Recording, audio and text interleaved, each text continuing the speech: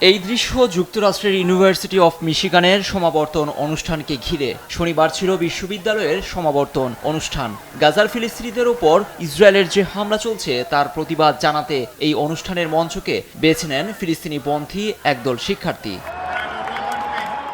হাজার হাজার শিক্ষার্থীর সামনে ফিলিস্তিনের পতাকা হাতে নিয়ে মঞ্চের আশপাশে প্রদক্ষিণ করতে দেখা যায় তাদের। এতে কিছুক্ষণের জন্য স্থগিত হয়ে যায় মূল আয়োজন। মিশিগান স্টেডিয়ামের জায়ান্ট স্ক্রিনে ভেসে ওঠে গাজায় আগ্রাসনের বিরুদ্ধে তাদের প্রতিবাদ। এ সময় কিছুটা বিব্রতের মুখে পড়েন স্পিকার। পরে পুলিশ এসে জোর করে তাদের সরিয়ে দেয়। আন্দোলনরতদের সমর্থন জানাতে দেখা যায় অন্যান্য শিক্ষার্থীদেরও। ইসরায়েলের হামলার প্রতিবাদে উত্তাল যুক্তরাষ্ট্রের শতাধিক বিশ্ববিদ্যালয় ও কলেজ। বিক্ষোভকারীদের হঠাতে মারমুখী আইন শৃঙ্খলা রক্ষাকারী বাহিনী। এরই মধ্যে বিশ্ববিদ্যালয়গুলোতে স্নাতক সমাপনী অনুষ্ঠানের সময় চলে এসেছে।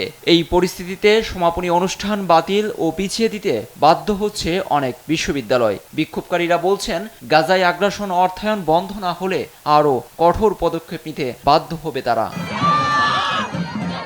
গত মাস থেকে শুরু হওয়া ছাত্র আন্দোলন দিনকে দিন হামলার মাত্রা বাড়িয়েছে পুলিশ। শুক্রবার মিশিগান বিশ্ববিদ্যালয়ের শিক্ষার্থীদের উপর সাইকেল উঠিয়ে দেয় পুলিশ। এমন ঘটনায় প্রশাসনের উপর ক্ষুব্ধ শিক্ষার্থীরা।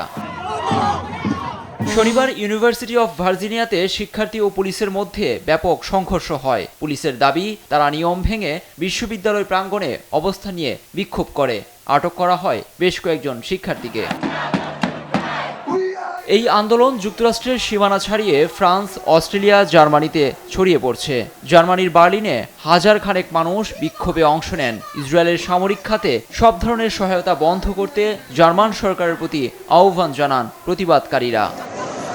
লুৎফর কবির, নিউজ ডেস্ক, দেশ টিভি।